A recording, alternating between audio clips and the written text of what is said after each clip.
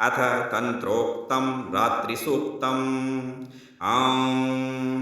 विश्वेश्वरीं जगद्धात्रीं स्थितिसंहारकारिणीं निद्रां भगवतीं विष्णोरतुलां तेजसप्रभुः ब्रह्मोवाच त्वं स्वाहा त्वं स्वधा त्वमहीव खट्कारस्वरात्मिका सुधा त्वमक्षरे नित्ये त्रिधा मात्रात्मिका स्थिता अर्धमात्रा स्थिता नित्या यानुच्चार्या विशेषतः त्वमेव सन्ध्या सावित्री त्वं देवि जननी परा त्वयैतद्धार्यते विश्वं त्वयैतत्सृज्यते जगत् त्वयैतत्पाल्यते देवि त्वमत्स्यन्ते च सर्वदा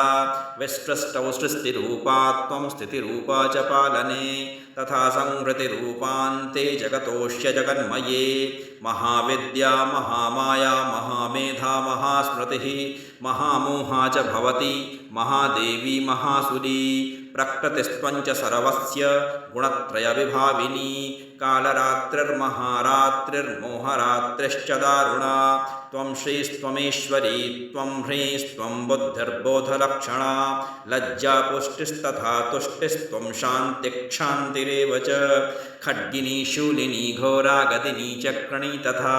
शङ्खिनी चापिनी बाणभुषुण्डी परिघायुधा सौम्या सौम्यतरा शेष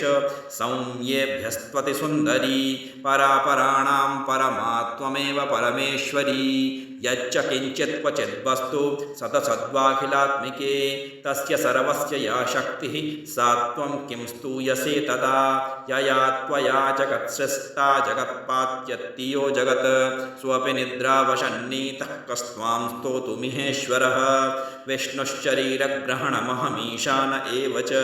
कारिस्तास्ते यतोतस्त्वां कस्तोतुं शक्तिमान् भवेत् सा त्वमित्थं प्रभावैः स्वैरुदारैर्देवि संस्तुता